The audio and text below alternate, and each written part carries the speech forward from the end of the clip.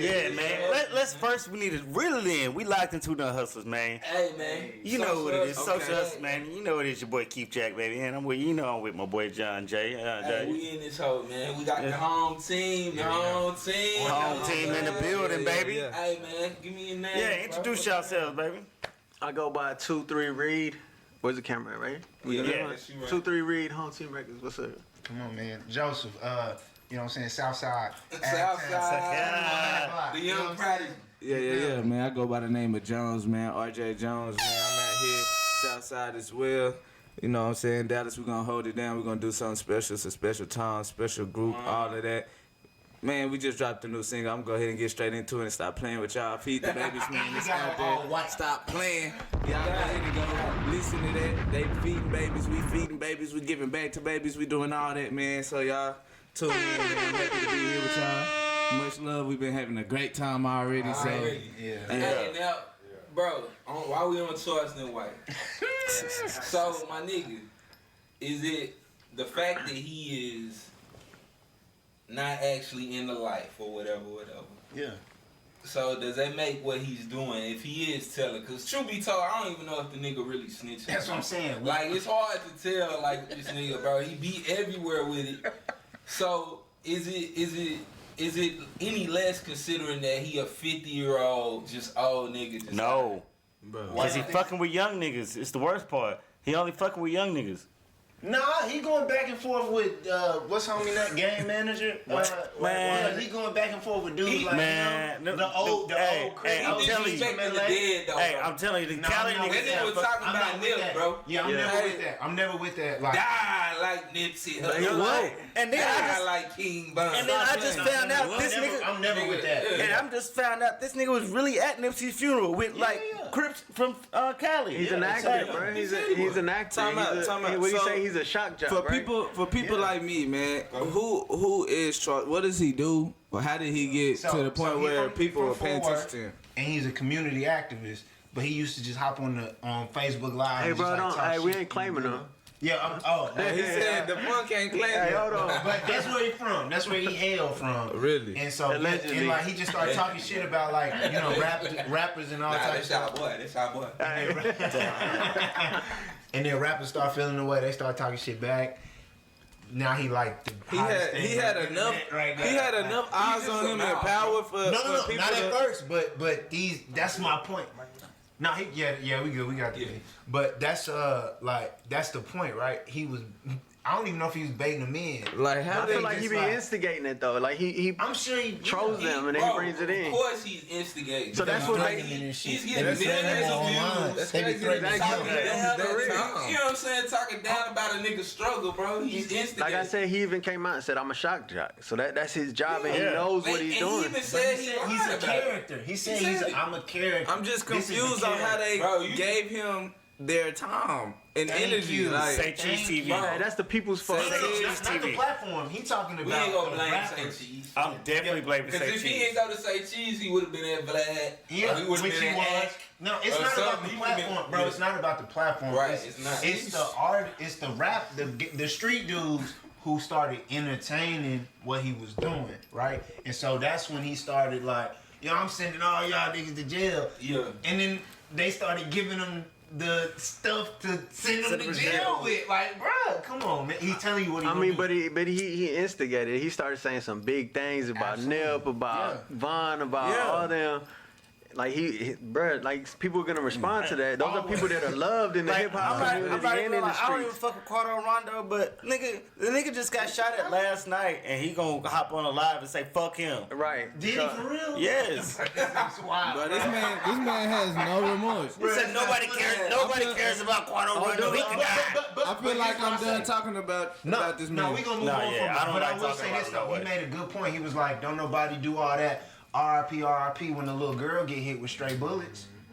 Which was real. We don't give them the time. And that's the method to his madness. Exactly. That's we'll hear all this bullshit, 30 minutes of bullshit, and then it'll be like these. That's the 20%. He really back.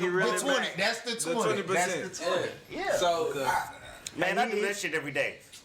Hey, He said y'all gonna be. I'm not tuning in to me. I spit bullshit all day, but I'm gonna come with you with some real shit. Man, for about 10 minutes out the day. Yeah, real. It'll be your own partners that be hating on you. I swear it'll be your own partners. Yeah. And so I still, that nigga killed me. That nigga killed me, bro. But it's hard not to watch, bro. Yeah, bro, that's the thing. It's like, bro, how can you, like, it's so entertainment, funny, bro. That's all it is, bro. You like, how, did he really say that? Like, But, so, It's not entertainment. Quando Rondo got hit up. Old boy passed away too recently, and he came out and said something. I don't remember who it was. It was another rapper ended up dying, and he said something about him. He always speak on that shit, but and he's like, I'm just talking about the character. I'm just, you know what I'm saying? Like he tried to make it a word game, so he's like, I'm just talking about the character that they portraying. Like, he said the same thing about Nip. I was just talking about the character, about him as a person. Not a nigga like Nip, bro. Right. Yeah. Nip. But then I just seen an interview the other day where he came back and apologized for that. Yeah. I guess I someone heard that pressed was him. older than he apologized and went and did the shit he did recently. I heard that was old. I don't even try keeping up. I just see it on my timelines and stuff, man. Heavy. I seen that shit too though. Yeah. But so Quando Rondo, man, got hit up yesterday. He survived, but he lost Lost a partner. He lost a partner.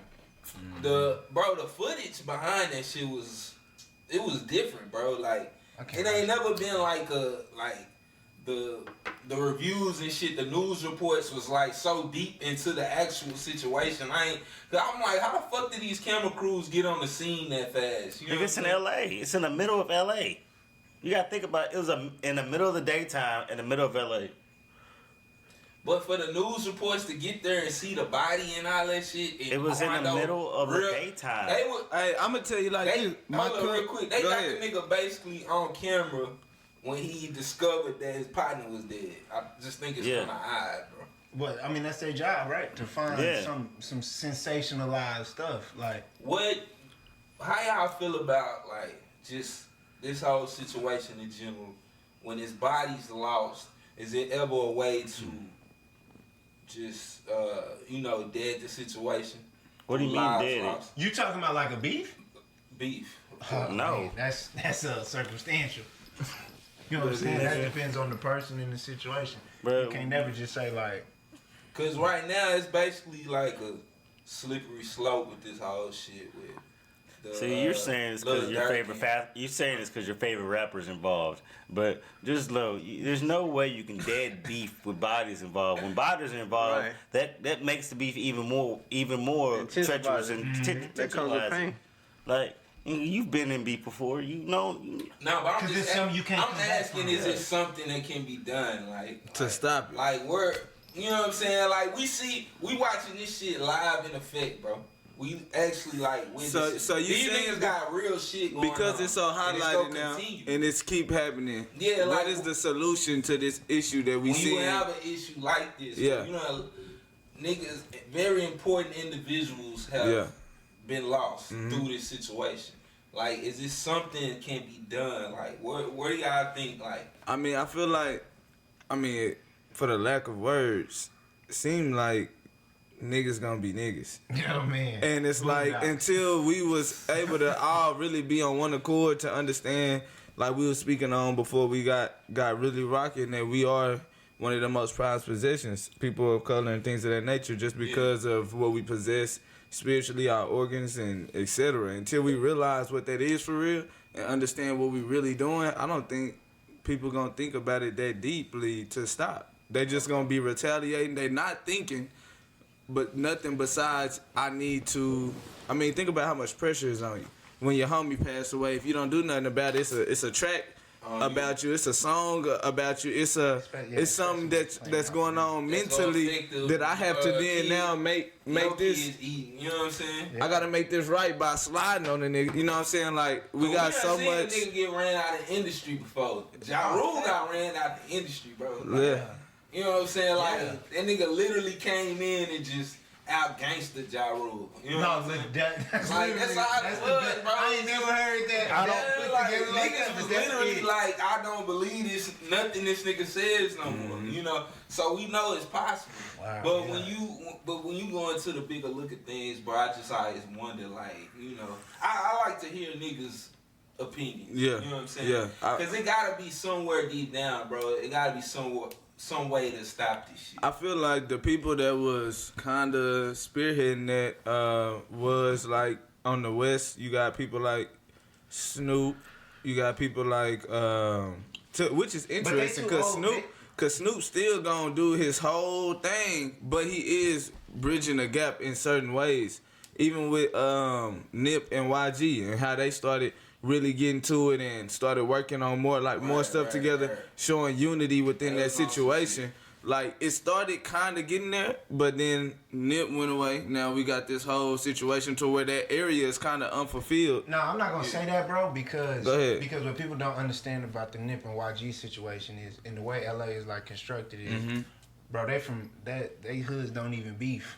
Like, that's not the thing. Like, now if we would have heard Nip and Schoolboy Q on a song, now that's a whole different ballgame. Yeah. You know what I'm saying? Because those are warring hoods. Like, So outside looking in, though, what I mean by that, but Hoovers in 60s is like, that's not a thing. You know, gangster crip versus like neighborhood crip. and So that's because you got the background knowledge from the inside gang membership. Access it and but on the outside looking in for people that's not as deep or know what's really going on, that's just following trends and things of that nature, like the outskirts of the beef, that's just like, what are y'all even doing? You see a Blood and a Crip getting together and like, oh, this can work, or oh, this is something, you know what I mean? Bro, that's what I mean by that, but I do understand. Fucking what's this? That's the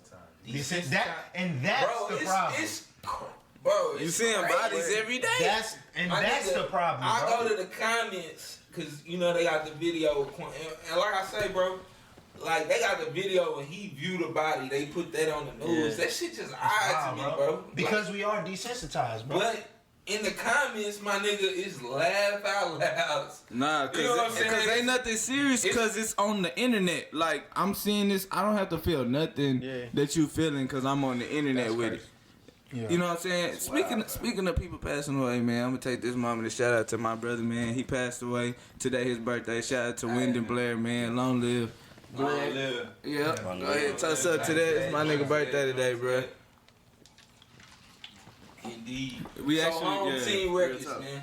We here, man. Yes, sir. Yeah. Hey, my nigga Joseph, this is second time being here. Had to double You know what I'm saying? You got one more before you an honorary hustler. Yeah. Come on. That's hard. Next time, make sure you getting crowned. We definitely gonna celebrate for sure. Next time, make sure Q and Mike O here. Bro, shit, we gotta make sure them niggas is here next time, bro. Every time it's some bullshit. Shout out Q. Q got COVID, so he couldn't pull up.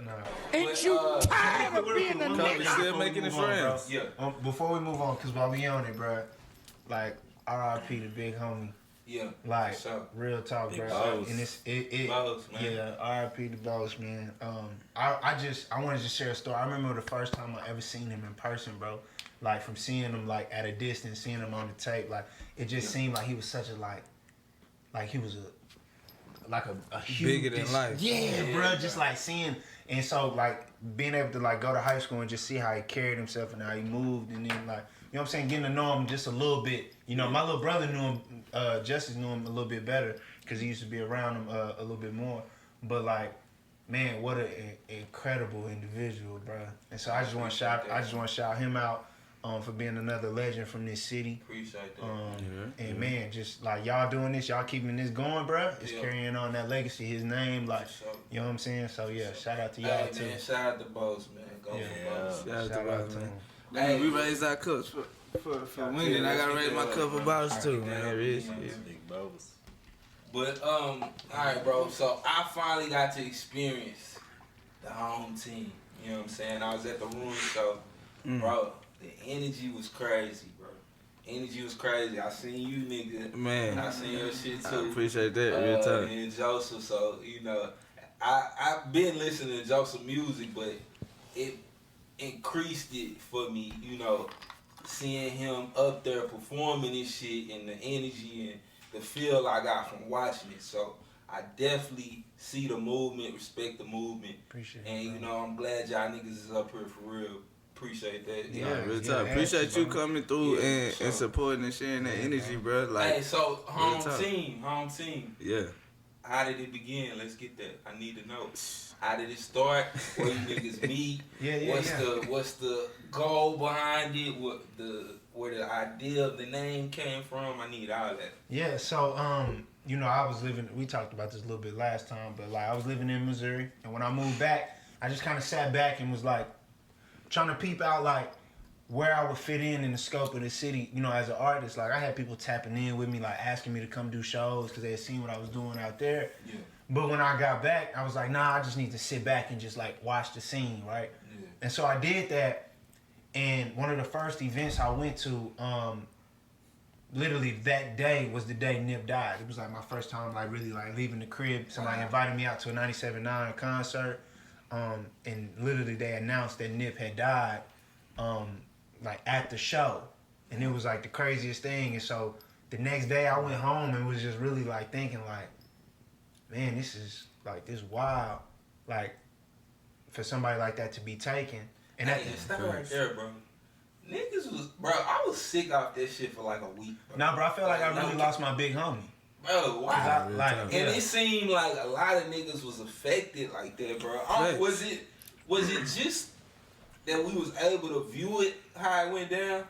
Nah, cause I mean like, cause I was a big Nip fan. Mm-hmm. You know what I'm saying? A big Nip fan. Like, I was on him on a mixtape. Yeah, same. Before he even got there. Same. So it was like it was probably only two Wiz, him and Wiz. Mm-hmm. Like, I kind of put them in the same realm because I was on them heavy before they actually popped. Yeah. So it fucked me up, but then like actually being able to see how that nigga just downed them like that, bro. Like, yeah, it's heartbreaking, bro. Yeah, bro. I don't know if it was that or, you know, just that we lost him, but nigga, it was like a week, bro. Like, man, I literally woke up and that was the first thing I would think about. Yeah, same, bro. You know I think that was university felt, bro. I was about to say because of the way he poured Kendrick summed it up the best, bro, on the Heart Part 5, like on his last verse. Like, he really like he fulfilled his purpose, and he really poured into us. Like, he gave so much to us that a lot of people didn't unearth until they went back and watched his interviews. It's not just the music. It was really like what he put into the interviews. Yeah. And I think that's the thing. So the people who were really like engaged with Nip from wherever they met him at, like for me it was 2010 when he did the Marathon mixtape and that song with Drake, cause everybody was on Drake. And when he did the Killer song with Drake, that was like, I heard him, was like, whoa, like, who is this guy? Yeah. And from there, that's when, for me, and after you just listening to him and you watching his trajectory, it was such a underdog story. Like, he wasn't supposed to win. You know what I'm saying? Just the way it happened. He wasn't supposed to win, bro. He went against. He was. He wasn't, but he was. Yeah, like, he went against everything that they tell you have to do in the industry. Mm-hmm. Like, everything. You know, and he really beat the odds, bro. And he stayed true to himself. And I think that just resonated with everybody, bro. Hey, cause I mean, right now, a lot of people like that. He became a symbol of hope, a symbol of just a movement in the things that he was doing of character in a place that, like, in Hollywood, LA, and things of that nature, you don't have that many people you can look at and just be like, that's a real character. He really doing it like that. It's an underdog story, the reflection of yourself you seen in him. Yeah. And then, like, to see that kinetic energy come to a halt permanently. It was so much potential and kinetic energy there to where, like, it's like, that shit just went everywhere. Potential, bro. Yeah. That got a lot to do. He just got in the door. He was just getting in the door. Yeah. You can see it. You know what I mean? He just getting his accolades. You can just tell a nigga got cut short, like, crazy. Facts. Or did he?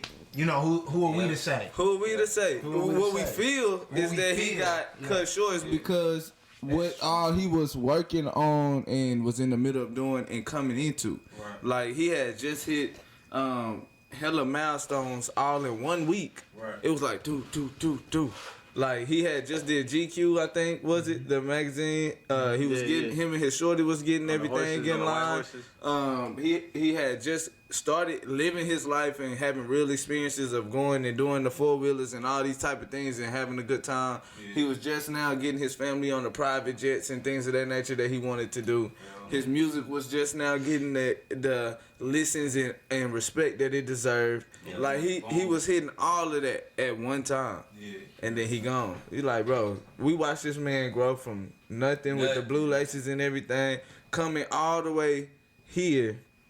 And then he don't get to bask in it. That shit hurt everybody. Yeah, that's what hurt us. Bro. And then not only the music, but then he was also coming. We had him come to Dallas like a month or two right before that. And he came and we did the Build the Block. Shout out to April. Oh yeah, with yeah. I remember that. Yeah, and you know he was just talking about what he was doing within the crypto space and within the metaverse before it was even. Like all of those type of spaces when it come to cryptocurrency of his ideas when it came to buying back the block, and what he was already doing when it came to his storefront, what he was doing with his team, his brother. Yeah. Like he was doing real shit that you just had to respect, bro. And to see that going, it's like who could fulfill that on his team? Who could be like it's some real shit that hits you like nobody that can like who could do that? You would think you would hope rather that somebody could just pick up that baton, bro. But realistically, that's the thing, we only can do our part, right? So to like bring that back, right? Is like when he died. At the same time, I was getting courted by an artist, like a big artist from his like generation, like top 10, in that space. I ain't gonna say his name, but like. I was in that process of like about to sign and all this. Yeah. And when he died, it just made me rethink like, yo, I'm really sitting around here like waiting on this to come through. Like depending on like somebody else. And it was like, bruh, he literally died like showing the way. Why would I go opposite? Showing the way. Why would I go opposite, bro? Yeah, that's a slap in the face. You know what I'm saying? That's like led by example and showed everybody the route. Like he said, it's possible. It's possible. Like why would I do the opposite and say I'm listening and like you know what I'm saying? Because it felt like how you gonna say you really on that? Yeah, bro. If you ain't really on that, yeah. And so from there, I just kind of like just sat with that thought and that idea and I was like, you know what, we just gonna start our own. And at the time, it was my brother and my sister was with me.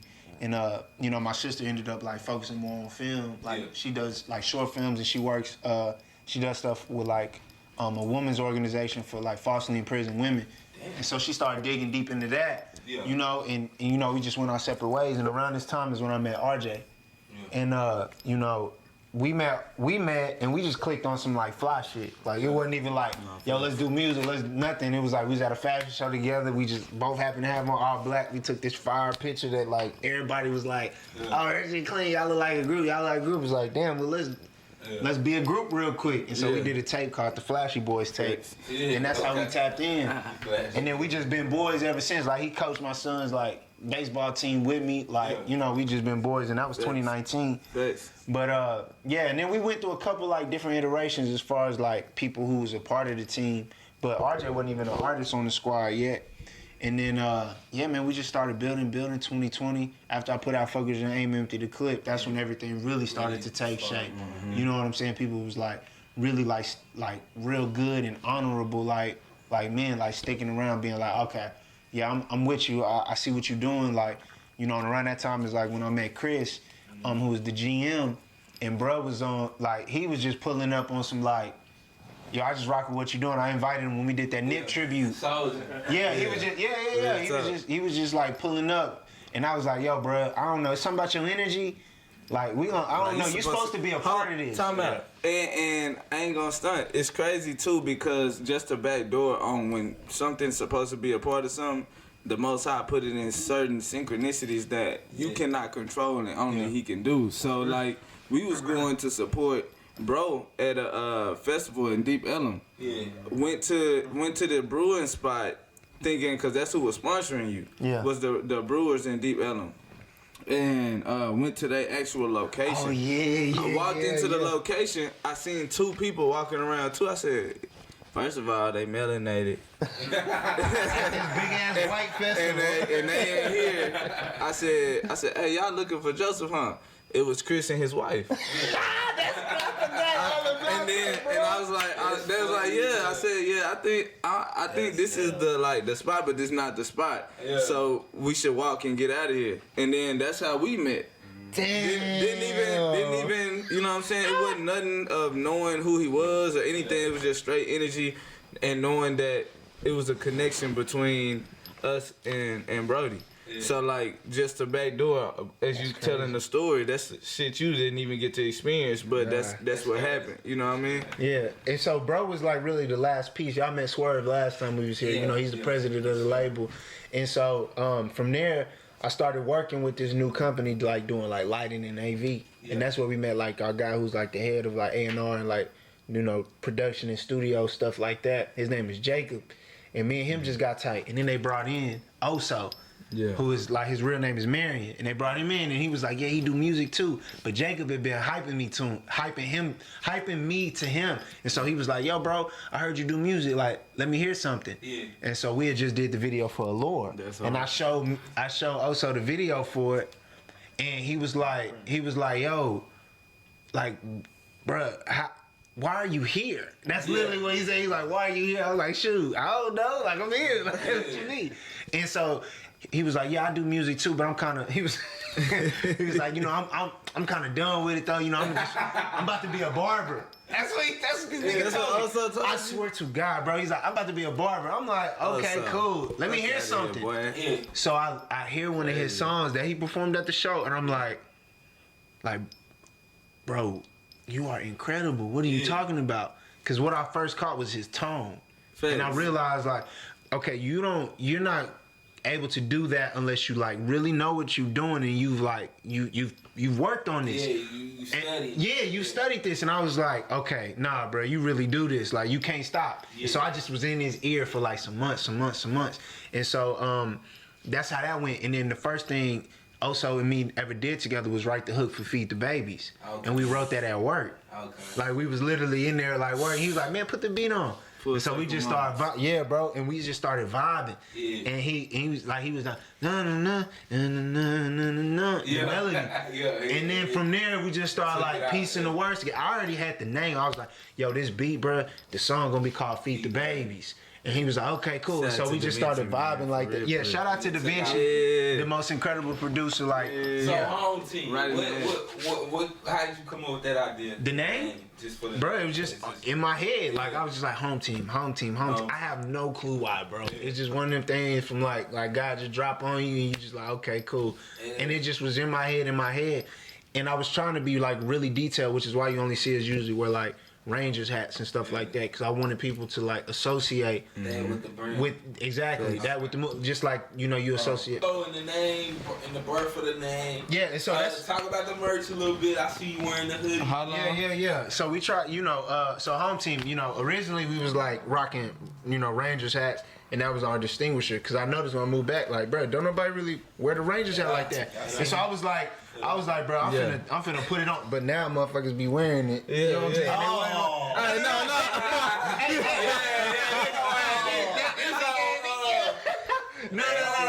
No, but I'm just saying.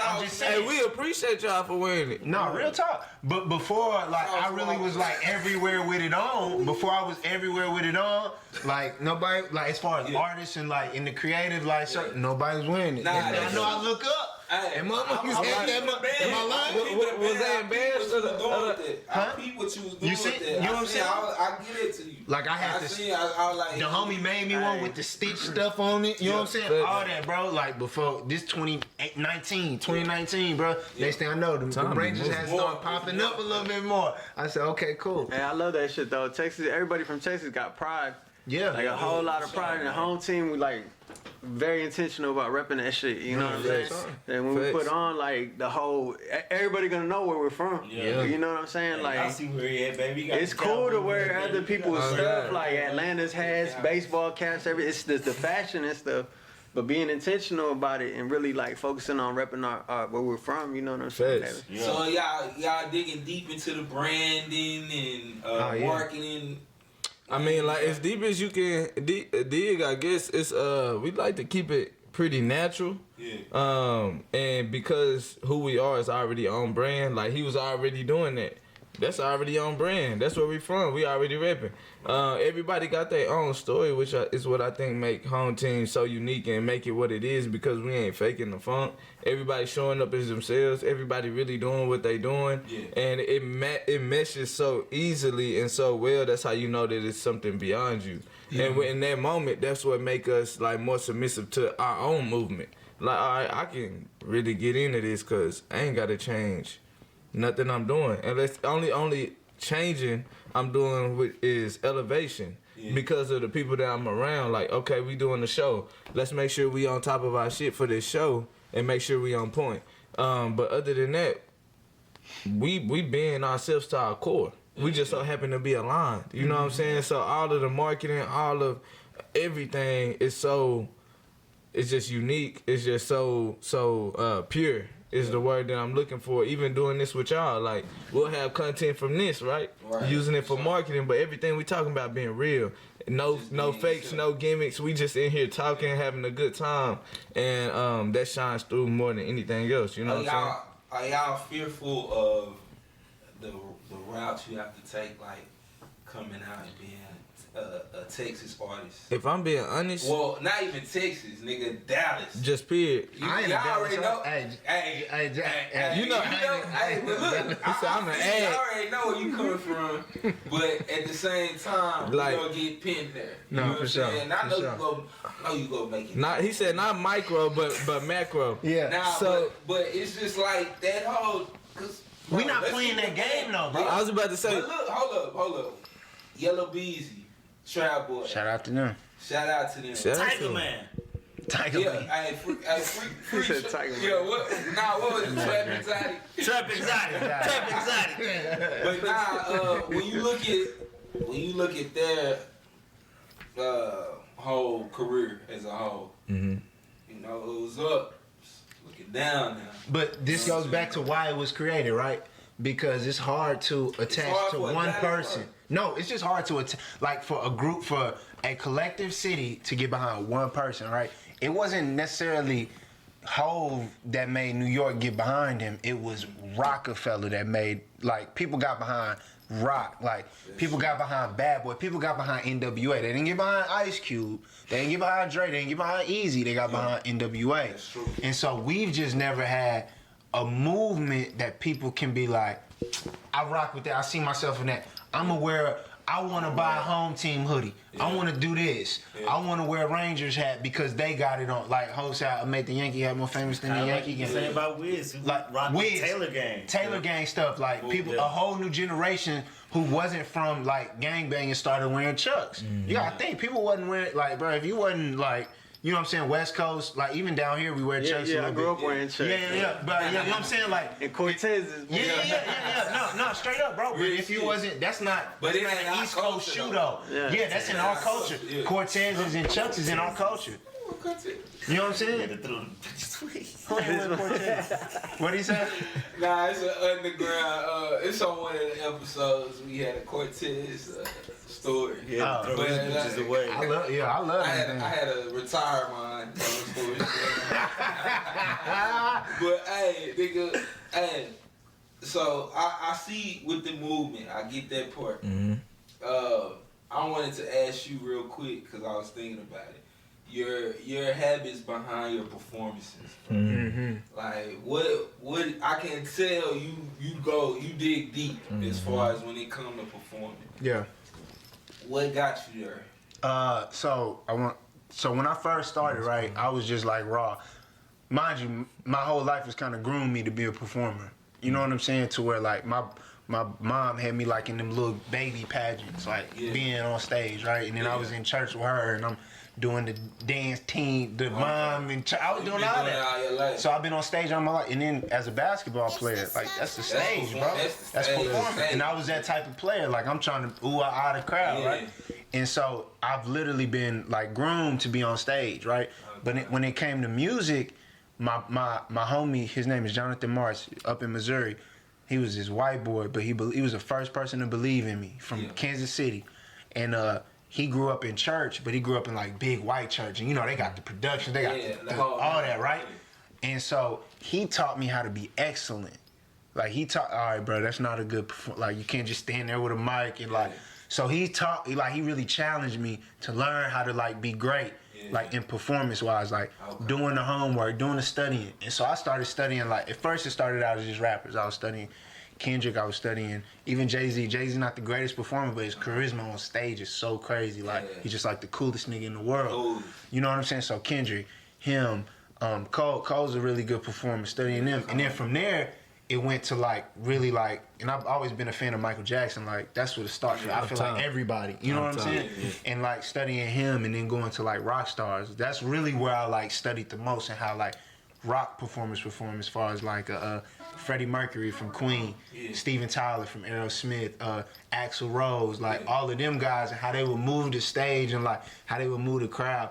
And so from there, I started like formulating my performance, and just over time, you rehearsing, you practicing, you on stage, and you learning like, and then my set like it really don't like it don't change too much unless I put out a new project. That's when it'll change the most, because maybe I'll like switch up the whole vibe. All right, this album is a little bit more like keys and roads, so it's probably gonna feel a little bit more jazzy, a little more funky, versus this one is harder. So all right, we probably gonna take that out and it's just gonna be like real drum heavy, like, you know what I'm saying? So it varies like that depending on project, but you know, it's just you know, this total of like study and practice, bro. You study and then you practice. Right. I for sure like love, like even all of y'all niggas don't, to keep it a band.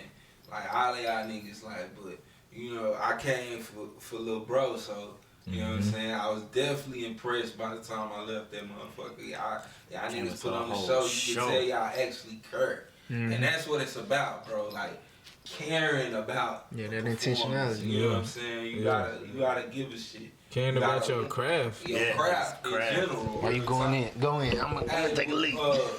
Hey, but my nigga, so my nigga, you into the conspiracy theories.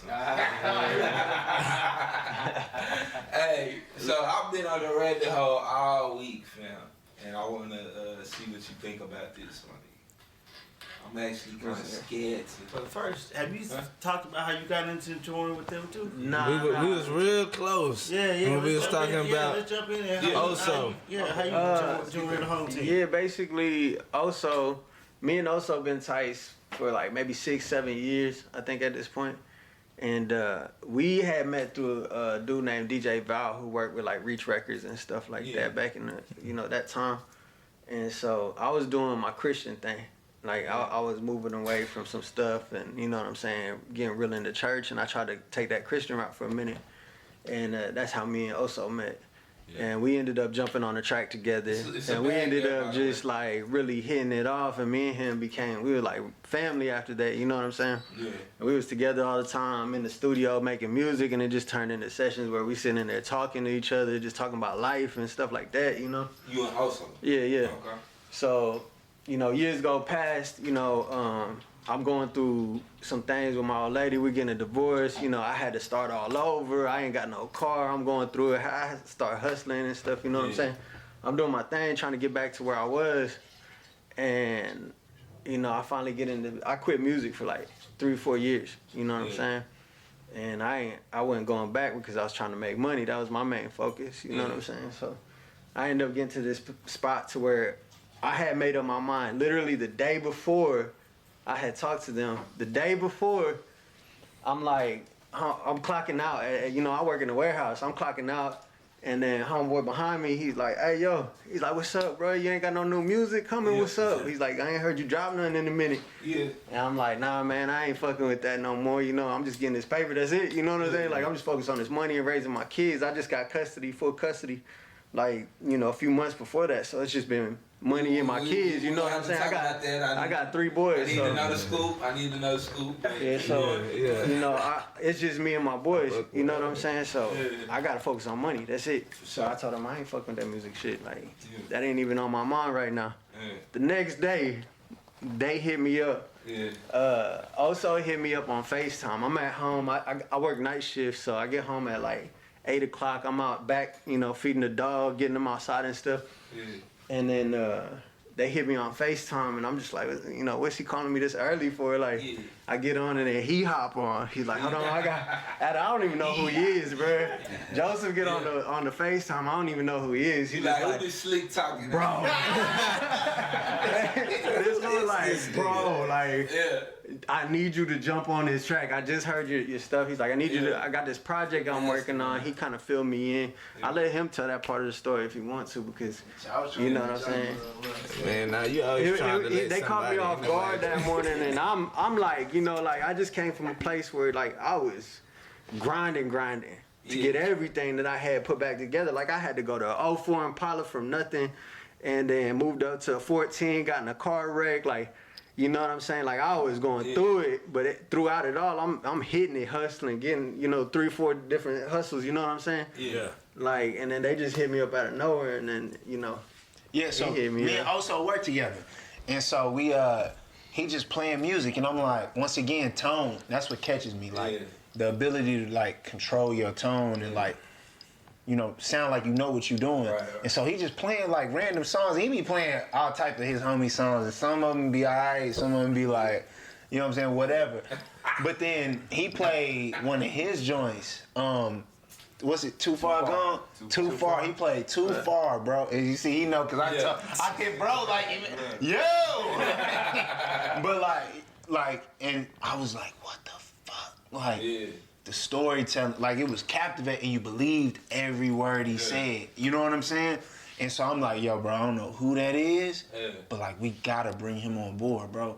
Cause I was like, we had RJ, but I was like, they like real melody driven. I was like, we need another spitter though. Yeah. Like we need another like who can like really like on some like, you know what I'm saying? Like rap stuff, like who can really go.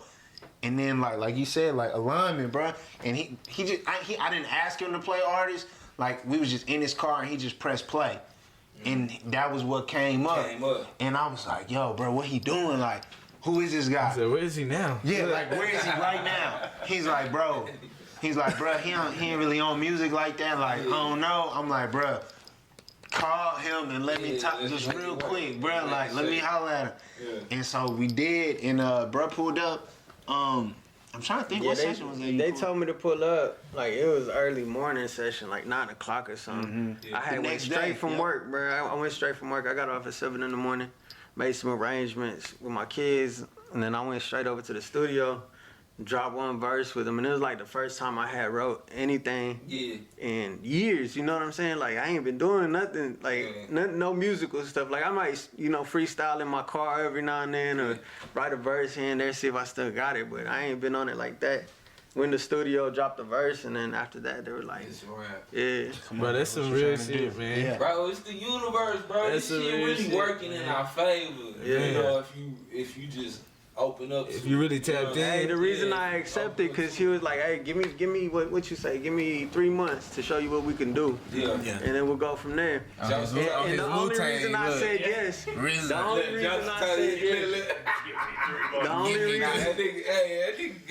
reason I said yes was because the day before, homeboy was like, hey, where's the new music? So I had looked at that as like a sign, you know what I'm saying? Yeah. I'm like, I'm not gonna ignore this, like this is supposed to happen. Yeah. But at the same time, I was still like standoffish. I'm like, all right, well, we'll see where it goes, you know what I'm saying? Yeah. Like, we'll see where it goes, and then here we are, you know what I'm saying? Yeah. Like, they've been pushing me to, get back at it and push my craft further than I ever have, you know what I'm saying? And that's the most impressive thing about them is like, right, they trusted me enough to like challenge them. You know what I'm saying? Like, that was the biggest thing, you know what I'm saying? Was like, they trusted. Because I think they trusted my work ethic because they know how I am as a worker, to challenge them to like keep, you know what I'm saying, keep going to like levels like I heard. Because when I heard them, I could tell, and I know what it's like to be like not doing it and then like trying to work your way. You know, because you got to get back in shape, bro. You got to get back in shape. And so I knew what he was going through, and I was just like, man, I think that's hard, but I think, you know what I'm saying, a little bit. Because I was hearing him when he was at like, what I was introduced to was him when he was like in that zone, like this is what he was really doing. So I'm like, okay, I know it's like, it's coming. It's coming. You know it's there. You gotta bring it back up. Exactly. But it was like we only had like one conversation like that. I ain't even there yet. I ain't even all the way there yet. Like I'm still, Well, like y'all know it's like ways to practice creativity, right? Like blatant ways. Yeah, like, y'all digging into that shit like that. As far as where? Like, hey, y'all heard about the morning pages? I've been doing that since 2015. Swear. Yeah, I promise to God, 3 pages a day. 3 pages a day? Yeah, since 2015. This nigga. In a verse a day. Put me on. What's the So it's this lady by the name of Julia Cameron. She wrote this book called The Artist Way. I got the book. Yeah, and it's like, you got the book or the workbook? I got the book. It looked like a textbook. Okay, yeah, all right, yeah. It got the questions. No, that's okay. Yeah, you got it. Yeah. So in the book, she talks about it's about how to unblock yourself as a creative, and this book changed my life. And like essentially, it's showing you like what to do. Working on being a creative. Yeah. Regardless of what the field is. Depend on. It don't matter what the field is, right? Okay. You can do whatever. But the point is to open you up, because the key quote that she says is, all creativity comes from God. Creativity is God's energy flowing through us. Yeah. So it's showing you how to get out of the way and to be allow connected to source. Exactly. Because most of it is over. What I come to research from it, bro. Most of it is overthinking. 100%. Yeah. Most that's how you build those walls up. Yeah. So you gotta get to the point to where you fully confident in your craft, to where you like, bro, nothing I do is boo boo. And the thing is, to be honest, like, you ain't gonna hit on everything. Yeah. No, and that's part of the process. That's part of the process. What I was just like 2 nights ago, just talking about was like, man, when you like, first of all, flowers don't pick themselves. Sure. And when you chosen for real, you have to, it's a journey, but you understand that you have to also get out the way and understand that, bro, get over yourself. Yeah. It's something else controlling you in the first place. And you already subscribed and said that you was willing to do this, whether you knew it or not. So at that point, how you do the character is how you do it, but it's gonna be done. Right. The way your road and your trajectory in the ride that you on, you already broke it in for that ride. So, and when it comes to the creativity, it's like, all right, I'm thinking so much about myself that I'm not tapping in and letting the source flow through me, because that's either ego or pride, thinking I'm in control anyway. I have to submit. Body, bro. Yeah. Mind versus body. Versus spirit, soul too. Yeah, for real. I heard Cole say, your mind, bro, is your spirit, somewhat. Spirit some is conscious. mine. Hey, what he say? 80% bullshit, 20%. Hey, fuck that, man. Let's get to the bullshit right now. He said, I'm gonna come back. I wanted to talk to him about conspiracy. Now that we know how he came to the home thing, let's get back to let's get back to the bull scene. We gonna bring that back. I want Joseph, don't let me forget, nigga. I want to talk to you because you was talking about the Vic interview about the artistry, like about time and not giving nigga everything. So we gonna come back to that. I need another drink before we get into this discussion. Hold up. Hold on. What I got for you right now? Scared to even talk about it. Oh no. Hold on, let me say this disclaimer real quick. The hollow moon. My views do not express. He said this is not a direct reflection of the home team. I'm moving my mic. I'm out of this foolishness. So the hollow moon, hey, I man, seen it. Yeah, you talking about that? I think that goes back to the David Icke era. David Icke, who the fuck is it? That's the dude that started really making it popular about the whole Hollow Earth thing. And I don't know a whole lot about. I'm talking about. You talking about Hollow? Yeah, that's what I'm talking about. I say Hollow Earth, but I meant Hollow Moon. Say? He was basically saying it was a satellite, and that the moon is satellite. Yeah, and that there's like a base on the other side of the moon, on the dark side of the moon. Right. And then, which is crazy because whenever we sent the bomb up to it, you fully into this shit. You do this shit. They sent a bomb up there like back in 2010 or something like that when I came back from Iraq. I remember. You went to Iraq? Yeah. Alright, we gotta talk about that. But I remember seeing it on the news because I thought it was strange. It was right when Michael Jackson had passed. Yeah. And then we sent the bomb up to the moon to collect data.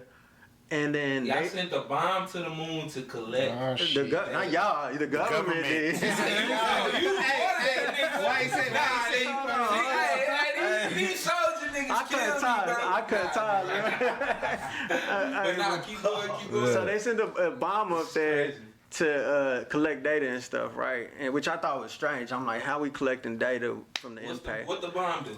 Anyways, but I remember reading about it, and I couldn't tell you the story. It's been a long time since I got into that, but they said that it basically gave off a vibration when it hit. Yeah. Okay. So I mean, I thought that was what did it say? That goes back to that whole theory that it is a hollow moon. Alright, so feel niggas. Look, he know about it. He didn't. So does that mean you can live on the moon? Listen. Hold on. He said terraforming. Hey Dre, that's Dre's home. This is the conspiracy in full. What is the hollow moon? Let me tell you, I'm gonna break it down. In full. Cause it fucked me up, bro. It fucked me up.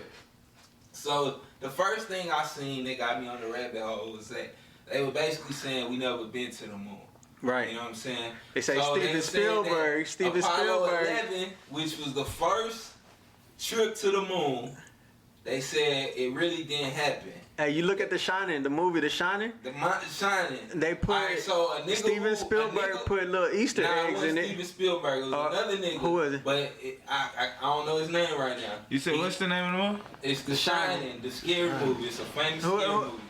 So whoever had something to do with the making of that movie put little Easter eggs into the movie. Yeah, who was the producer, man? Stephen King. Stephen King. It wasn't him. It wasn't him though. It's a Stanley Kubrick. It's a Stanley Kubrick. Kubrick. Stanley Kubrick. So I don't know his name. They're saying basically he directed. Yeah. I said I had the wrong name. My bad. For the and he Apollo even admitted it. He admitted it to his family before he died. No, he didn't admit to his family. He had a journal, like I was talking about the morning pages. He had a journal where he wrote in his personal journal to himself, like about him. And he was real secretive with his wife and everything during that time, right? For being a part of that. So in the movie The Shining, he left little NASA Easter from eggs. the number on the room. Number on the room. To the spaceship on the little boy's sweater. It was a lot of shit, bro. Like tons of shit that is obvious. You know what I'm saying? But so how it go, they say that they faked the first one. Now they say they did make the trip to the moon on the 12th.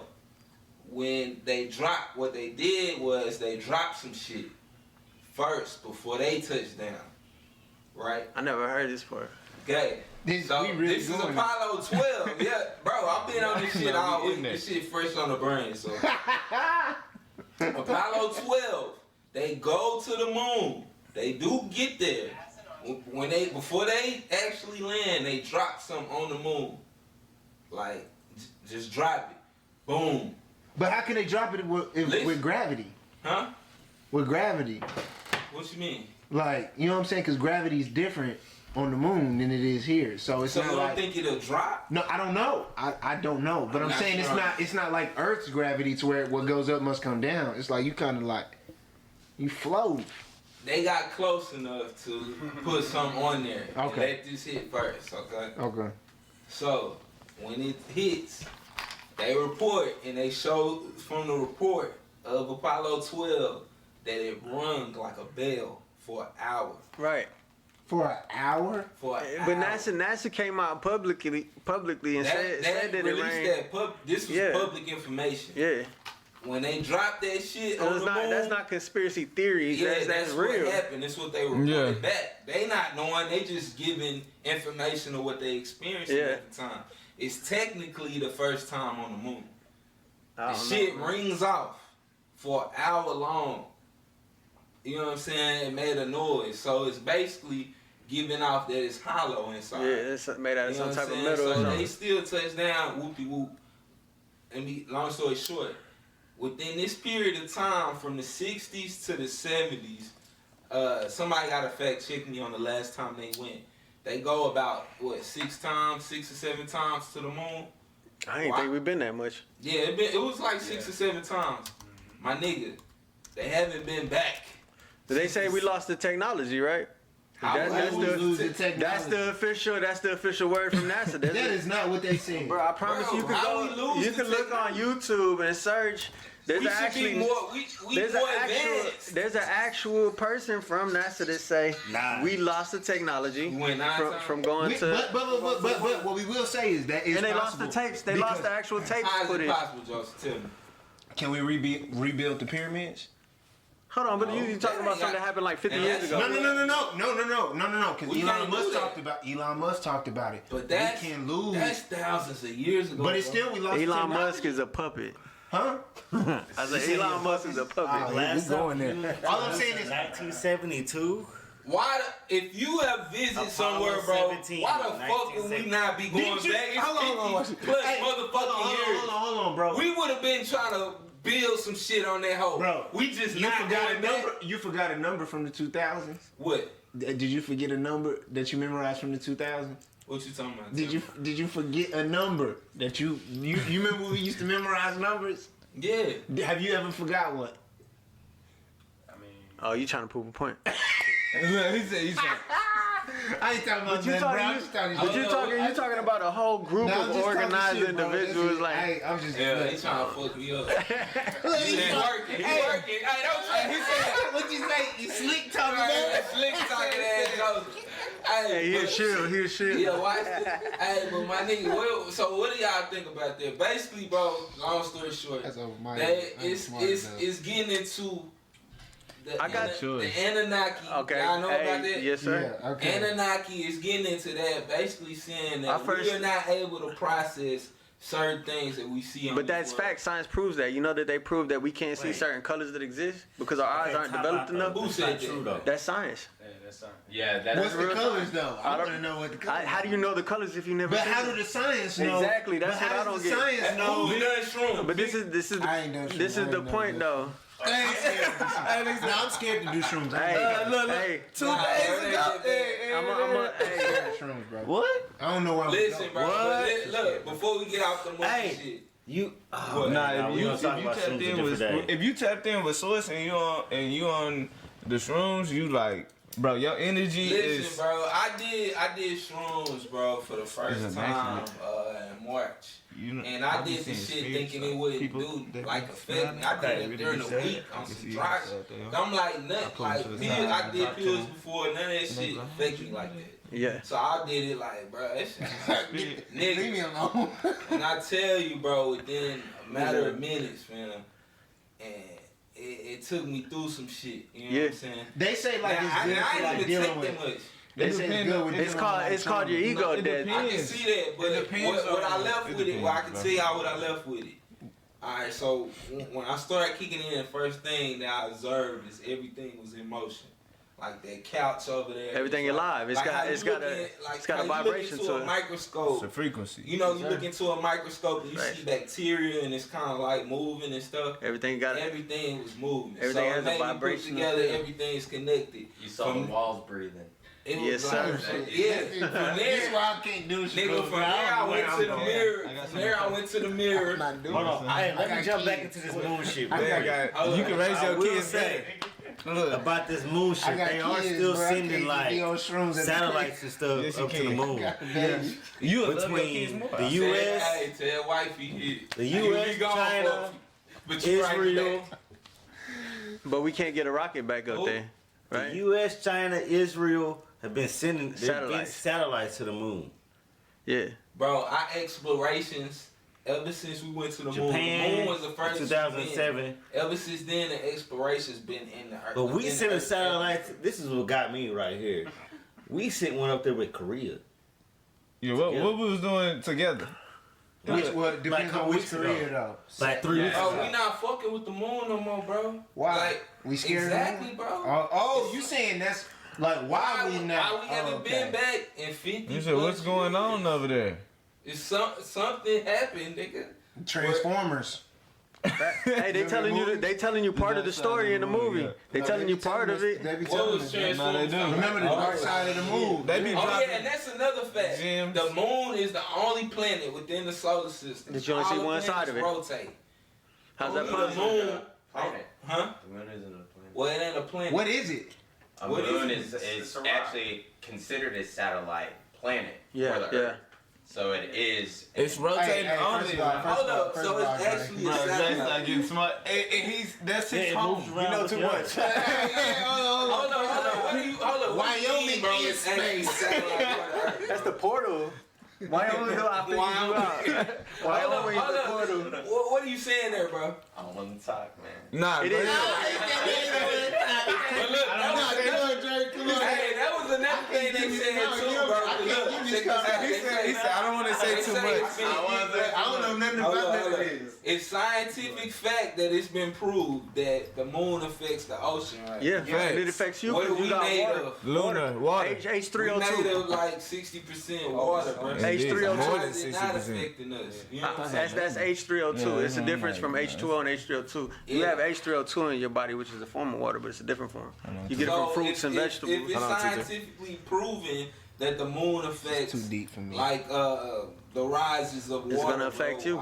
It affects us. That's right. That's where the whole full moon myth comes from. You turn into a werewolf. Yeah. That's the beast inside you. You know what I'm saying? Oh, that's where that come from? Yeah. This too deep for me. These Bro, myths, all these I myths. got a way to take it out of being so deep. Are any of y'all afraid of getting snatched up by the PPP loans? Oh, no, we No. Hey man, I got lawyers watching us right now. I ain't saying nothing. I'm like, hey, that's We not. We didn't get any nothing.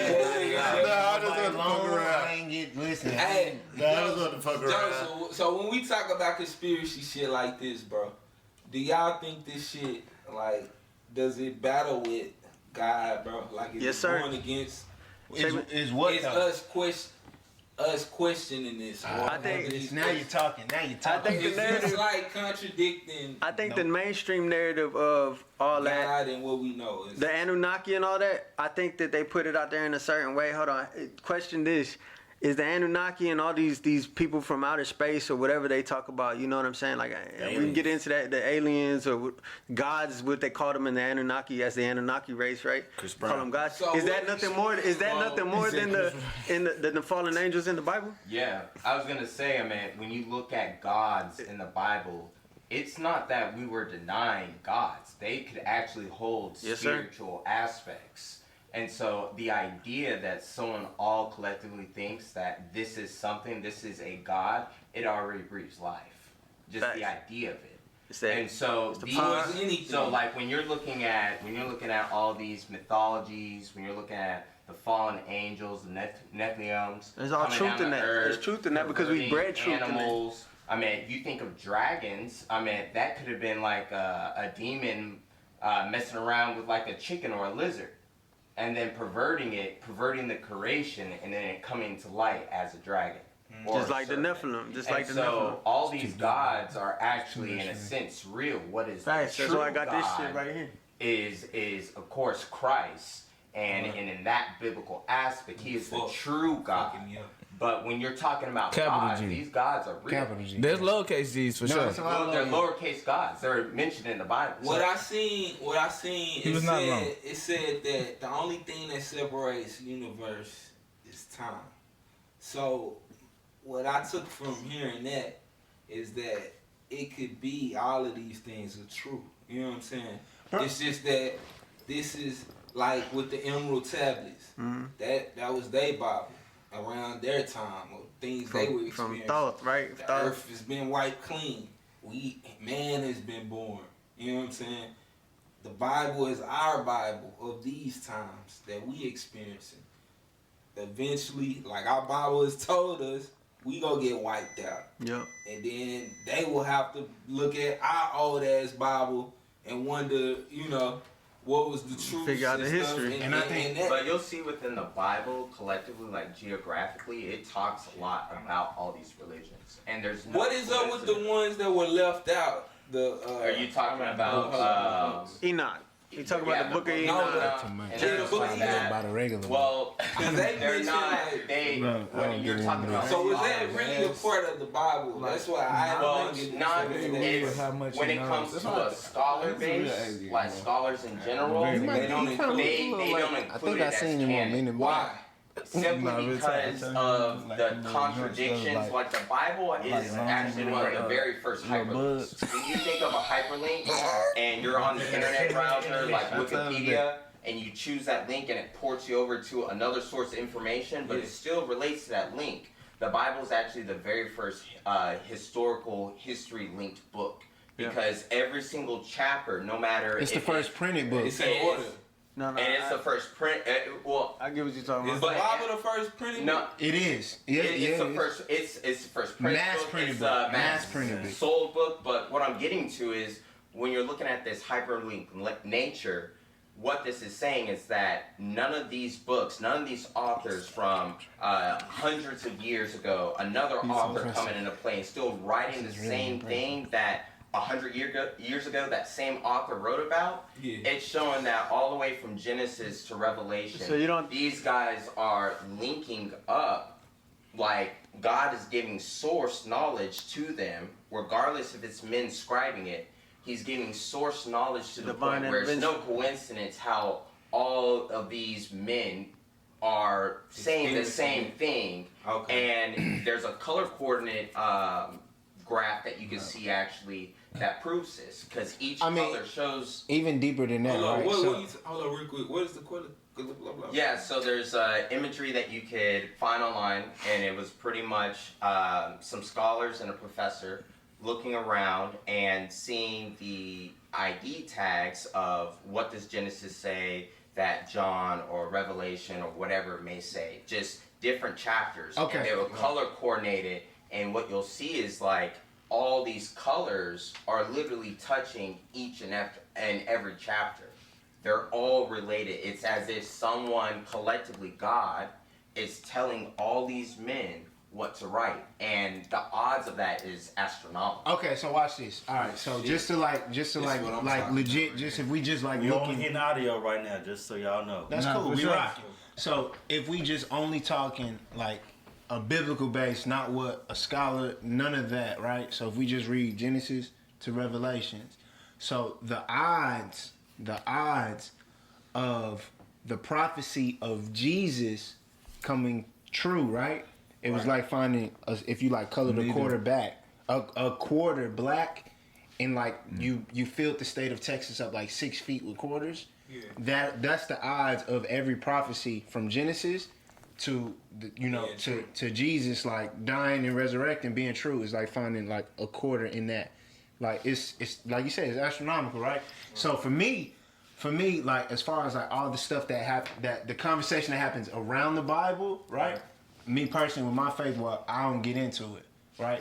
My thing is like, what's in the book, right? Because at the end of the day, everybody, like, it's a scripture that really changed my life for real, on just like how I look at people and what we do while we're here in this body. And it's when Paul said, he says, everything is permissible, but not everything is beneficial. So essentially, do what you want to do, but it just may not be beneficial. Meaning like, yo, bro, you can live however you want, whether you agree or disagree with the Bible. That's your business. As long as when you get to the gates, you can answer for it. You can stand, what they say, stand on that business. Yeah. As long as when you get in front of God and he press play on that reel, stand on that business on the way you live. Like, don't be shocked. Don't be shocked when it's like, yeah, I never knew you. Like, you gotta go. You say you don't get into it. Now, are you not getting into it only due to your beliefs in the Bible? No, because I'm not ignorant enough to think, because here's what I think, right? God is the chief creator, right? Correct. He's the chief creator. Right.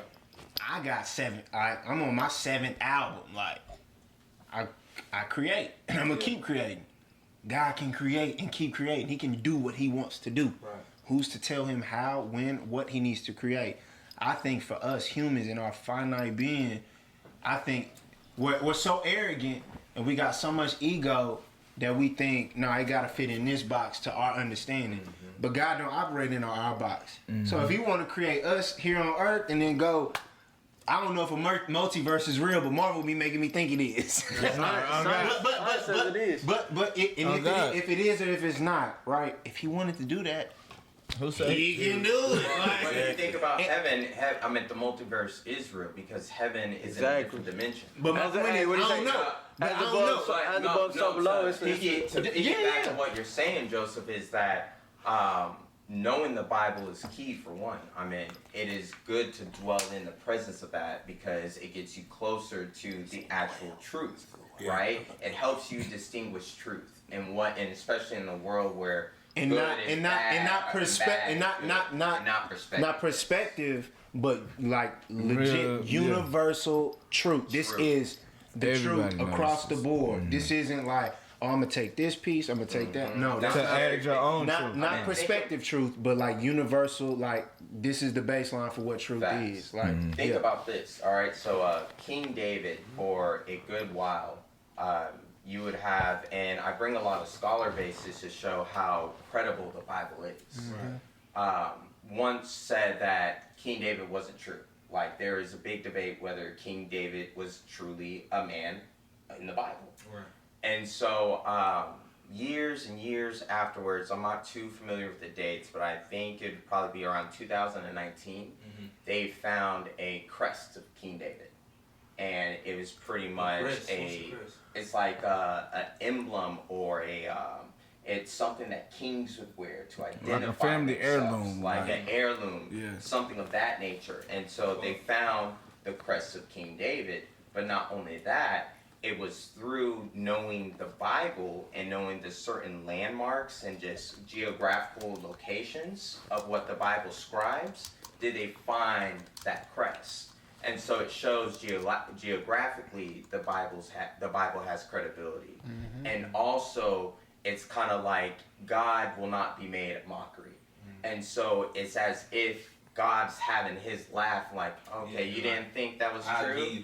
All right, let me give you this little nugget, and then let me shake your faith again. Because you know, people where Jesus Christ was reborn, resurrection, you know, people visit that. They say they have that location to where, you know, he puts the rock back in, came out, you know what I'm saying? Mm-hmm. So that's a place that we can go visit for sure, you know what I'm saying? My thing, bro, what I just been like researching, bro, is just really more like how we operate more so as human beings. You know what I'm saying? About, you know, the conscience and the subconscious, and like actually like putting that in motion and learning to control it and actually see it. You know what I'm saying? Like I think about these things, bro, like think about how I was a young nigga, my nigga, and like not even aware of these things. Like you're not aware as a young nigga that you have a subconscious. You just think like you thinking it. You're thinking what you're thinking. Yeah, like one of my things, bro. On autopilot. Yeah, like one of my things, bro, keep it a band, like, nigga, before I got married, I was hitting these hoes, right, bro? Every time I'm hitting a bitch, like, I'm just feeling like shit, bro. Yeah, bro. And I'm like, why we finna go there now? Not knowing what you're taking in. Not knowing what I'm doing. You know what I'm saying? I'm just like, bro, why every time? Fuck, nigga, bro, go look in the mirror like it's like something ringing out, bro. Like, you know why? You know why, bro? No, not even that. Not even that, right? So we all actually that's but that's post, right? That's post. So he's talking pre though. Yeah, he's talking pre. So like I would go, bro. I'm about, you know, I'm finna get the pussy. I'm just like it's almost like a nervous feeling. Yeah, it's for no reason. It's you know what I'm saying? I have no reason. Yeah. But the Holy Spirit, which is exactly, bro. Which is the proof that we are created by God. Whether you heard whatever you heard, we all have that moral compass. Everybody, conviction. Right? You don't have to tell a little kid, like, bro, when your kid lied to you before they even knew they lied to you, they know. Yeah. Why do they know? You didn't have to tell them they lied, but they knew they lied. God said it's written in your heart. Come on, bro. We all are created with the moral compass based on the universal truth that is, You see what I'm saying? Like it's all based on that. Your conscience is kind of, you thinking about this, it's like a spiritual hard drive. Right. You know what I mean? That's what I know now. But my thing is like doing that at a young age in the individual or you know the person being able to recognize that at a young age. When I came back from like who would they be when they older to understand this shit from a toddler? You know what I mean? To separate your mind from your body, bro. So a nigga will be like in a completely different state, bro. And that's what I've been like really fucked up about when I went to the moon. Cause when I went to the moon, I went to the Anunnaki. Anunnaki break you down and make you feel like, you know, it make you feel like you're more powerful than the way we looking at this shit. You know what I'm saying? Like a million times more, bro. And the distraction is the government, the system we placed in. We have to go get this money. You ain't got no choice. Right. You know what I'm saying? Because if you don't have time to tap into source or tap into yourself, then you can never really know. You ain't got time to do this shit. That's what I was watching, bro. I'm like, damn, bro. Like, I started looking at all this shit, and I started thinking about how these little niggas be on these computers, these phones already, how we be involved in these phones, bro. And it's just like, bro, it's like the devil is winning to a level that we don't even realize. It's just like we have to remember the position where we're at. So the battle has already been won when it comes to evil, right? But that is in future. When it comes to now, this is the devil's kingdom. Yeah. Wow. God has given him permission to roam this earth. Yeah. Why? And so simple because think about when it came to the Garden of Eden, right? And the serpent tricked Eden and Adam, and when God asked them what happened, there was a blame game, right? So literally, Adam and Eve gave power to the serpent because they did not atone and say that I did it and I'm at fault. You then gave the power to the serpent because you said that he was the one that allowed us to be manipulated. So they gave him more power. And so it gives power. And so when you look at God's way of thinking, and his thoughts are not like ours, right? Come on. When you're talking about taking accountability, it's a very noble thing. It's a very honorable thing, right? He wants us to think of things that are honorable and noble. Right. And so that was a chance for Adam to redeem himself. Live with honor, dollar respect. But it didn't. He wasn't redeemed. And so when you look at a fallen world, right? A fallen world is perversion. That's really what you're looking at. It is not, when God made everything, he said everything is good. Right? Good. Everything is good. No matter if it's an animal eating another animal, a resource, everything, regardless of the state, is good. The way it's supposed to be. But when you're bringing sin into the aspect, right, it is perverting what is good. It's perverting what God said is good. It is the manipulation even down to the molecules. So when you're talking about diseases being passed down to generations, generational curses, that's part of the curse. Come on, Dre. When you have people that speak words and anything of that nature, right? And so in that tone, it is the devil's kingdom at this moment. And that's why you see all the chaos. That's why you see things don't make sense. That's why good is looked as bad and bad is looked as good. You're seeing a perversion. And a perversion, again, is a changed state of what's good. It would take... Hey, that's some shit. Hey, he broke it down, didn't he? That man deep. Bro, back it up with the Bible. Hey, and this what get more into the universe. Hometeam. Like, this is shit I've been trying to calculate within my mind and understand. And here this nigga is, you know, this is a moment. Indeed. So my thing is, bro, so with all that being considered, like how do we get out of it? That's all. I'm always looking into the solution. Yeah. Would it take a nigga who is up, like, who has like power, like let's say Jay-Z? What if Jay-Z was like, bro, look, we gotta look into this. We gotta do something. Like, to be honest, like I feel like that's why they have. I think if Jay said stop shooting each other, niggas would stop shooting. they have. He said that. They have their like backdoor meetings and like privacy of their gatherings that we see images of or see content from, or when they had their all white parties or something like that. We're not there to know what's being said, but I imagine when I get to that level, or even starting now as I'm planting seeds along the way to that level, is that I will have private things such as this that touches the humans that it need to touch in order for that to spread, and then the story to be told later, because people normally value a moment after it has already passed, such as Nipsey Hussle.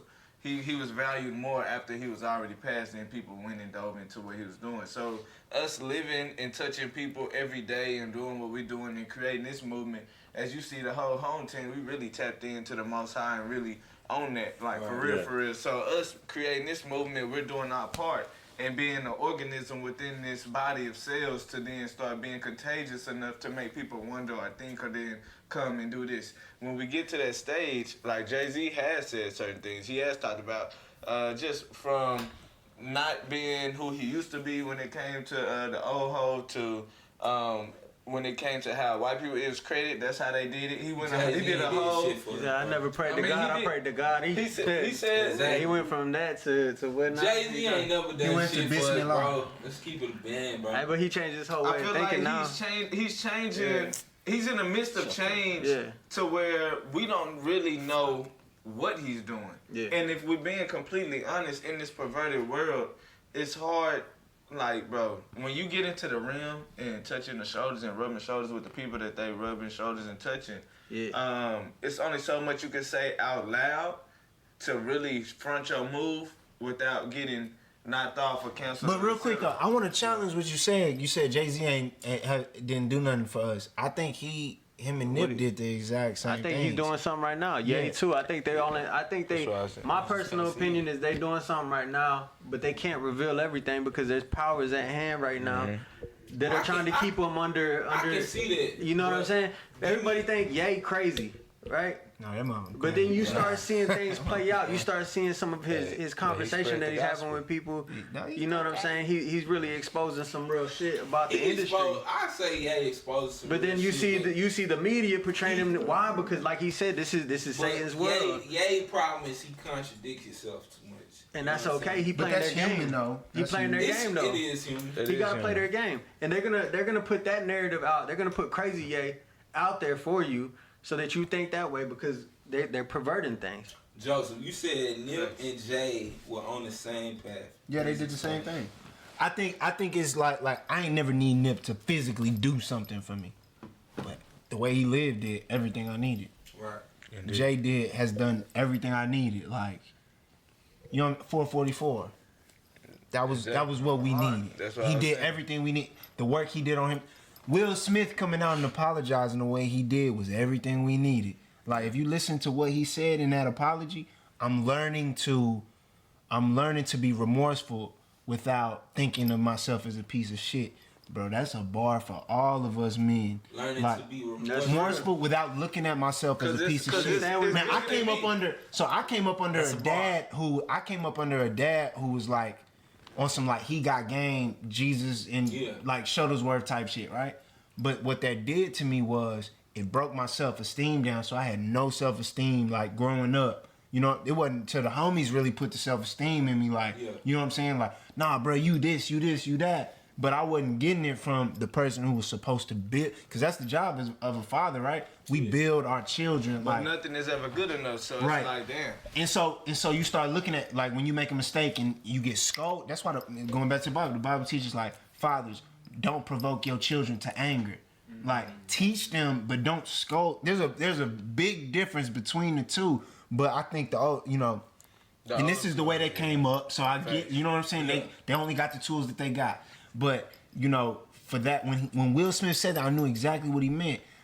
I ain't never needed Will to, like, come back and, like, give me X, Y, and Z or do X, Y, and Z. That right there was everything I needed to hear because it helped me understand myself more. Yeah. To where it's like, oh, like, okay. They're on a platform that we haven't reached yet to understand and really fathom, like, bro, what is it that comes with that? how many eyes, how many this and which humans aren't meant to live like that. Like we gotta be clear. Like, bro, there's only one person that was meant to be worshipped.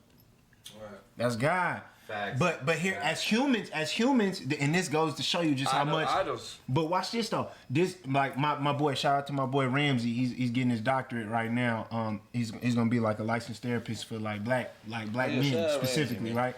But he was like, as humans, we long and we love to admire beauty and excellence. Right. Why? Because those are two of God's characteristics. So when we see those, our natural inclination is to like, pray. We gravitate to it. We praise it. Mm-hmm. But the problem is like, instead of going back to the Bible one more time, I don't even be like doing this, bro, because my faith is my faith. Like I don't be trying to put it on people. But like he said, they worshiped and served a creature rather than the Creator.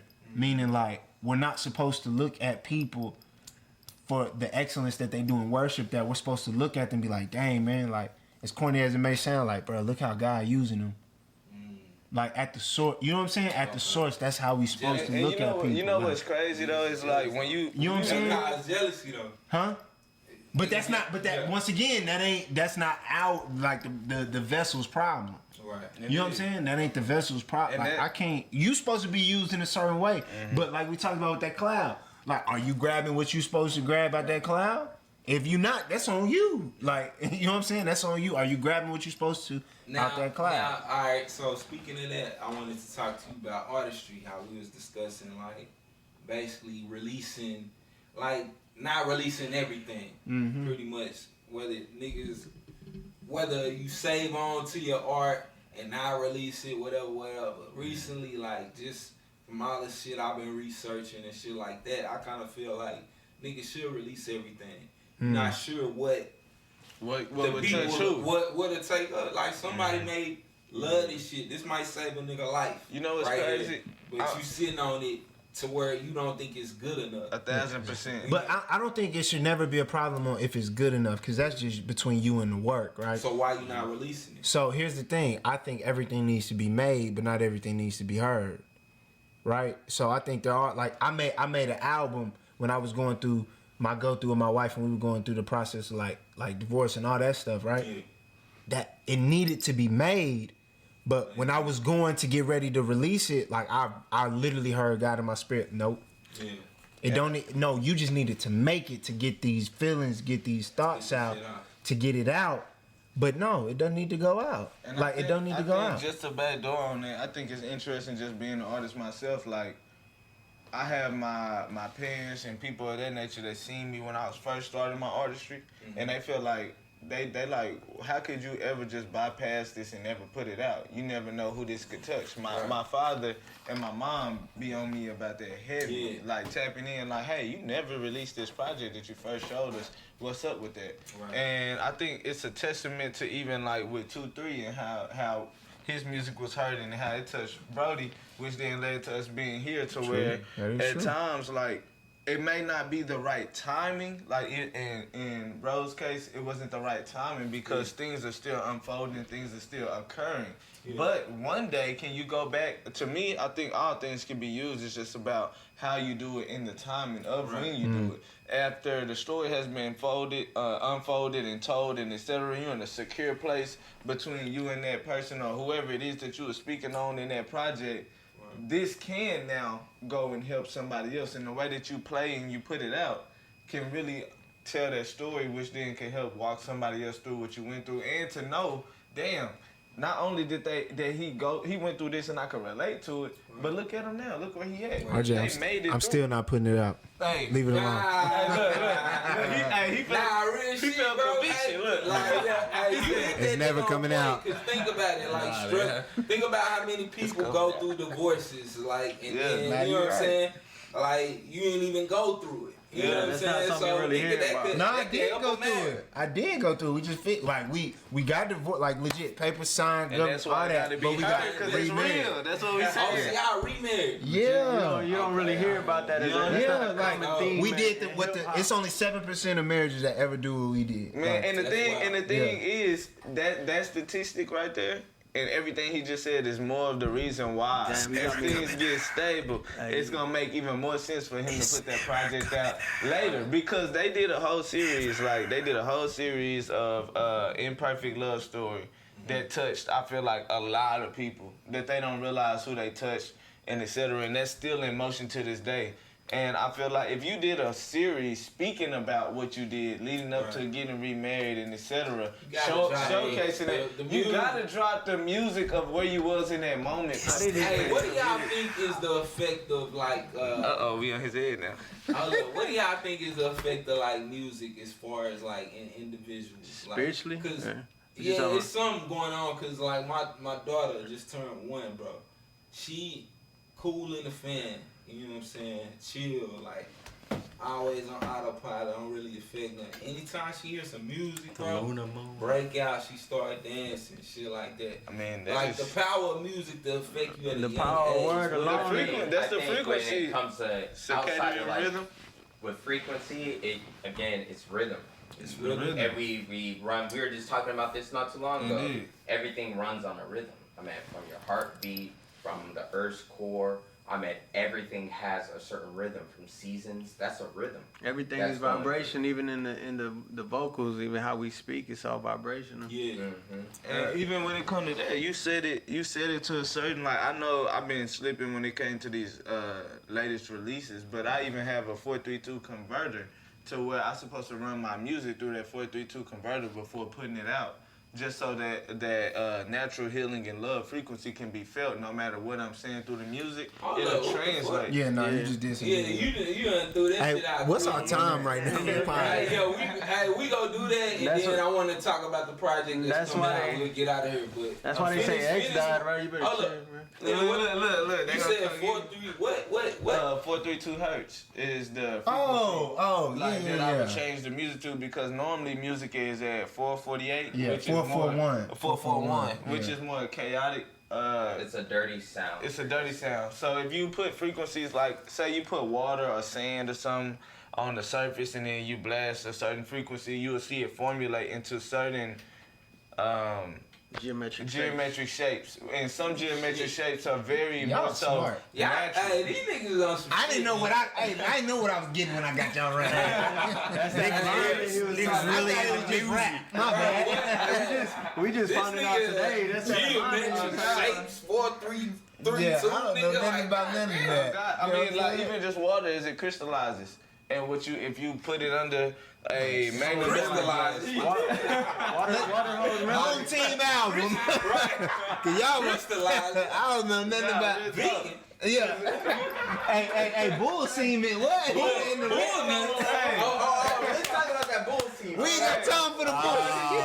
Nah, cause I may never drink Red Bull. It's cap. He still ain't proved it. He still ain't proved it. Brody didn't tell me it was cap. We looked at some we fact check. So that's why we gotta fact check everything. Was it cap? The taurine? No, was it cap? Was it?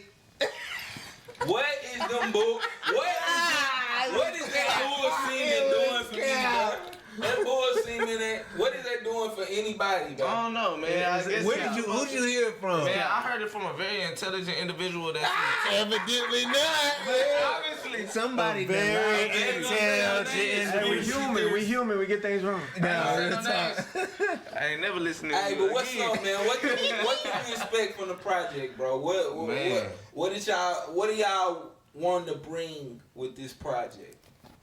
Man, I feel like this project is very much so unity, but it's very much so just, I think authenticity is a good word.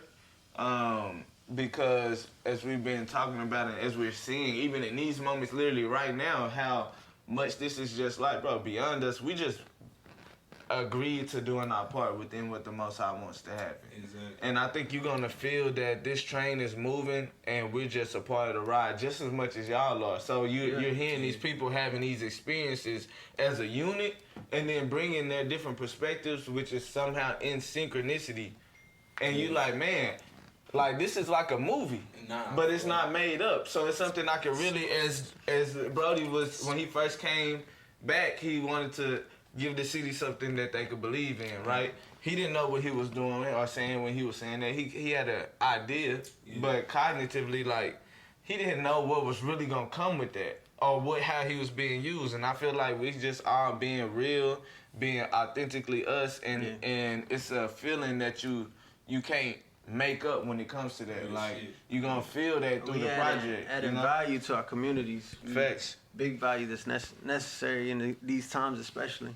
Like, we all talk our shit at times, but when it comes down to it, I think all of us have a positive message at the end of the day. Facts. Kingdom principles, really, like, to the core, and not even being on no cheesy, like, we not trying to be cheesy when it comes to the information and things that we know or how we rocking, and when it comes to our connectivity to the Most High and to the universe that He created, to everything and the way that it flows. And we talking about the frequencies, we talking about just the knowledge within the wisdom from the knowledge and how to use it in order to have, like, all of that is encapsulated into the music in a cool, wrapped up way within each vessel, to where we telling the same story simultaneously, but you got different characters that you could buy into. It's somebody that you can identify with and be like, okay, this person right here, I'm really in that story right there. Even on the back end, and you see the different organisms that's moving, like Chris, you're like, okay, he's a military man that's really on his business, but he's still about his babies, and he's still about his wife. He's still, basically, most of Hometeam, actually, everybody in Hometeam except for me have kids. You know what I'm saying? Very family oriented. And when it comes to that, like, that's felt. It's a village. It's really like, we're really like, hey, solution based. Being examples and not trying to boast about it, but like, this is just the way we live in. This is the community we building. This is the world we're living in. We welcome you to come live like this as well, because it's going well. You know what I'm saying? This is what it looked like to play your part. This is what it looked like to be a part of something and not be jealous of the next person. This is what should be going on within the community. And not only are we doing that within each other, but we also doing that for, like, we coaching baseball teams. You know what I'm saying? We have other stuff going outside for you to buy into these characters that's really, really on something. I ain't gonna cap with you. Boy, smart. Yeah, no, he's smart, but I ain't gonna cap with you. It's way simpler than that. Hey. No. I ain't gonna cap with you. No, hold on. No. I'm gonna keep it a buck. It's good music. The Illuminati said I had to bring 3, 4, 5 people with me if I was gonna get in. They said I had to bring some people with me if I was gonna get in. So that's not. Hey, you know what? When we did that ruin show, did you see all the walls in there? Yes. I told him right straight up. I had to cut myself. Hey. Who put y'all on the venue? Hello.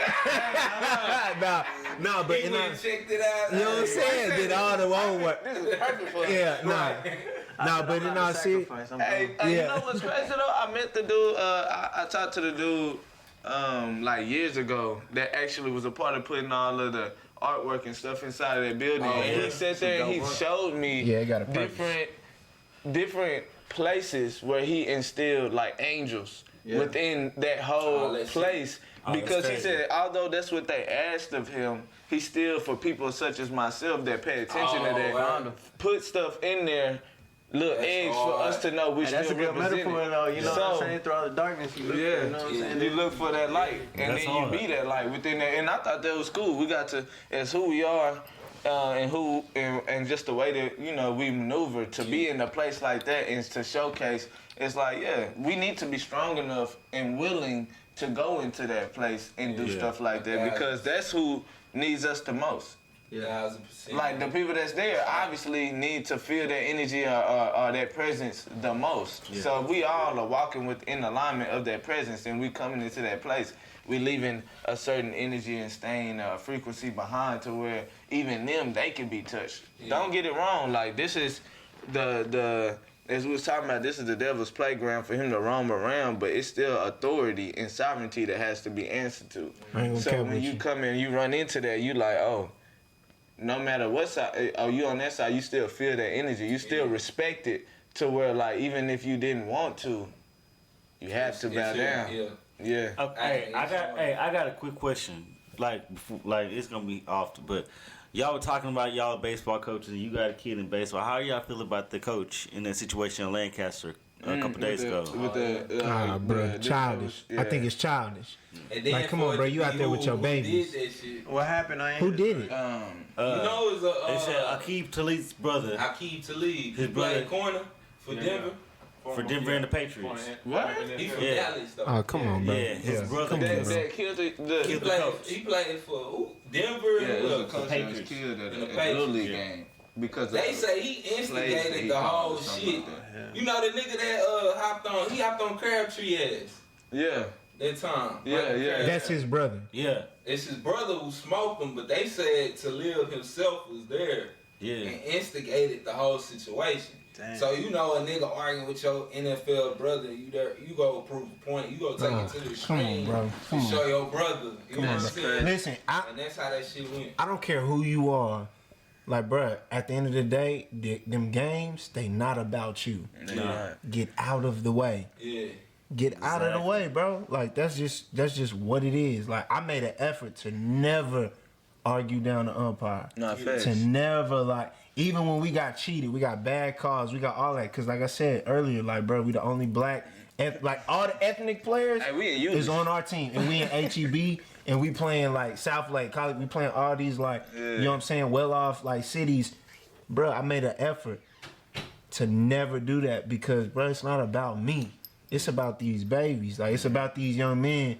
And two, they need to see how to conduct, like, bro, it's not gonna go our way. Facts. Right. How do you meet adversity? How do you meet that energy that's opposing you in that moment? You still have to meet it with a certain level of respect. He used to be cussing the kids out. Don't believe him. He be I'm like, RJ, you gotta, like, bro. You cussing the kids out, bro. We don't cuss in front of them. It's very respectful though. Nah, he ain't cussing. I'm just like, very respectful. In a way of just like, you know, you how to hold your respect, still deliver a certain message, but still have even respect for the other person as you're doing it. Like, it's a way to be how to be a man, essentially. You know what I'm saying, when it comes to how to show up, how to what you were saying when it comes to criticizing but not being overcritical, but still standing your ground while still lifting up at the same time. It's a certain balance that has to be created and shown within that realm. But yeah, when it comes to that situation, shit whack, bro. Like, nobody should be passing away from a Little League game or a call. Like, these kids have their whole life ahead of them. Now they traumatized. Many other games. That nigga kid, his son and his wife was there. Come on, bro. But hey, man, give me the ads, bro. Give me the ads. Yeah. When is the project dropping? So Live with Honor, Die with Respect. Coming next Saturday. So the Hometeam album is next Saturday. Hey, let's get it. You know what I'm saying? I'm gonna show y'all the video for Feed the Babies before we get up out of here. And then Feed the Babies is out right now. You can follow me, Joseph, at THA_Vibrant on all platforms. Follow Hometeam Records on IG. Oh yeah, you can get me, man, at Ronald K. Jones on Instagram. 23 Reed, that's TWOTHREEREED. Yes, sir. Instagram. Let's go, Hometeam. We gotta flick it up too. We gotta flick it up. Y'all gotta make sure y'all pop out next Saturday, man. We ain't got no show. Hold on. No, we got an event, but we not, you know, y'all can't come. But y'all can come. Y'all can come. So we gonna send y'all. We outside, baby. Yeah. Next Saturday. It's a It's like an album release. No, let's tell them what it is, cause I gotta tell them what it is. Tell them what it is. It's an interactive album release party. Genius. Yeah, it sound like it look. What Nip say? It sound like it look. It's interactive. That means you have to be present in the moment and interacting with the things that are interacting with you inside of the building. Here we go. All right. I'm ready. Let's go. They're gonna give it a universal breakdown. listen.